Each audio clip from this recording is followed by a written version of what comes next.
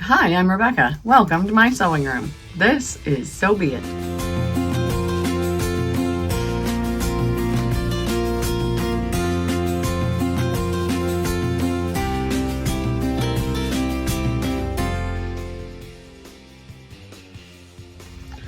This week we are making a pattern that I've never made before. New Look 6518. I've never made this at all, and I very rarely make pants. I've only made pajama pants and one pair of big flowy pants for a Halloween costume.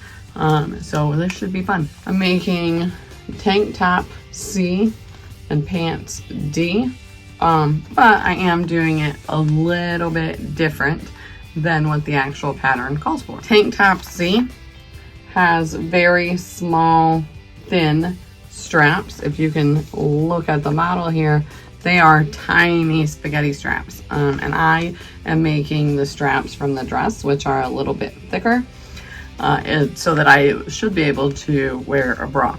The pants also have a band across the bottom. I have measured the band for the pattern, and then I just actually added that length to the bottom of my pants because the fabric I'm using is not a pattern. So that band on the bottom, I don't really know how it'll look, and I kind of just want a straight regular pant. The fabric that I'm using for this is this pink linen. It has almost no stretch this way or this way, but on the bias it is quite a stretchy fabric. I got this linen at the Joann's going out of business sale, so it was really, really cheap. I think I got it at the 40% off price point. So I didn't spend the $21.99 or whatever it was a yard, because this pattern does take almost 4 yards. The pants take 2 yards, and the tank top takes 1.5, so 3.5 yards. I think I actually used a little bit less. That is not true. I used more than that because there's also a lining for the bodice, and I used the linen for the lining as well. Tank top C also has a bottom ruffle. It's not a lace, it's like an eyelet ruffle there on the bottom. And it says the pattern calls for 5.5 to 6 inches like tall. I could not find one that was that big, and I definitely couldn't find one at Joann's, but I found, let me find the right side, there we go, this way. I found this 4-inch eyelet ruffle at Hobby Lobby. So that's what will be going on the bottom of my tank top.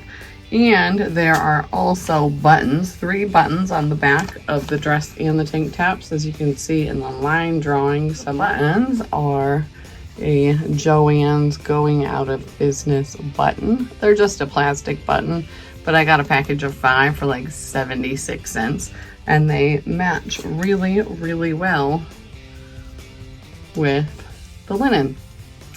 So I'm really excited.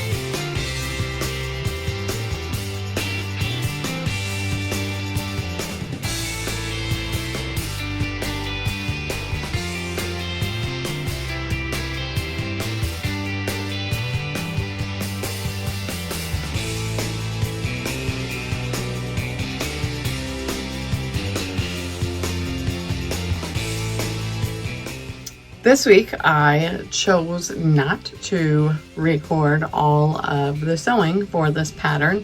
I did choose that because this is a pretty straightforward pattern. If you already know how to sew and follow patterns, you really shouldn't have any issues with this one.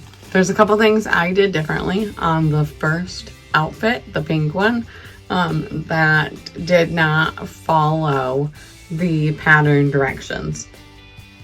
The first thing, which I mentioned at the beginning of the video, is I decided to use the wide straps for the dress instead of the thin spaghetti straps for the tank top. When I sewed the straps right sides together and then to turn them right sides out, the pink linen frayed really bad and my interfacing completely tore at the end. So I had to do the straps of that one differently. I ended up seam ripping both of those straps and then ironing them flat again, folding them into just over the center, and then doing a 1/4 inch roll on each raw edge in so that I would have flat seams. I did one straight seam down the center of the straps. So there is on each side, you can see stitching in the shoulder strap.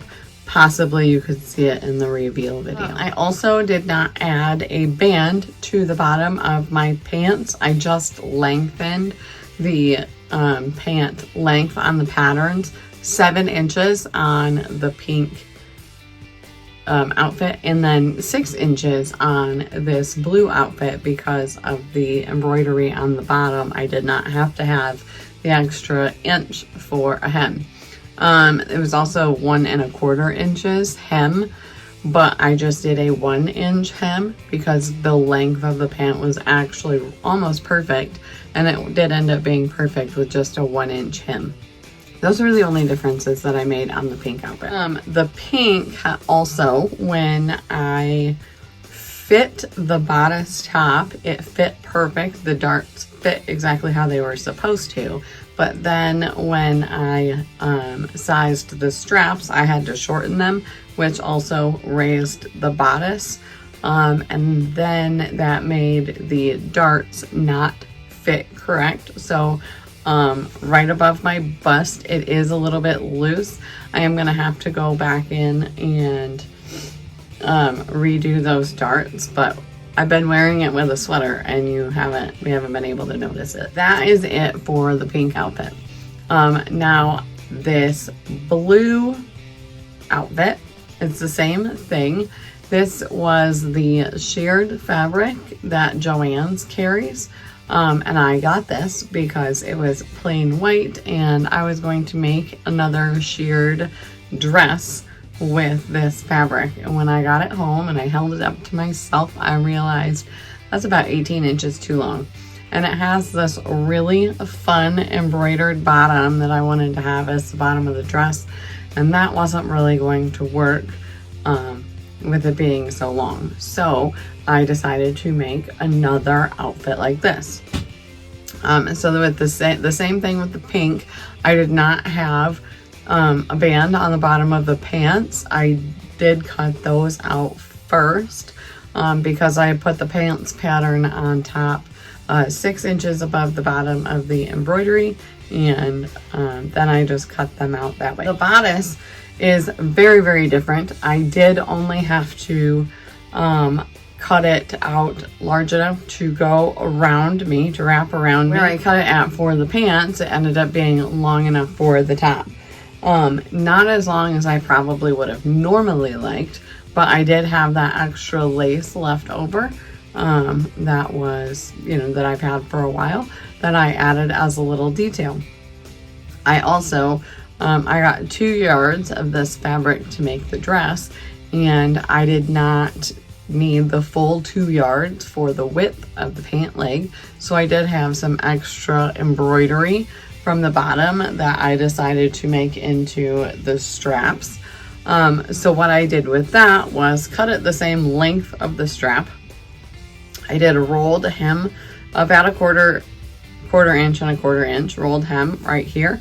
Then I also did it on the ends, the raw edges. And then I pinned the ends of the strap in the same spot as the small dots for the regular straps, front and back.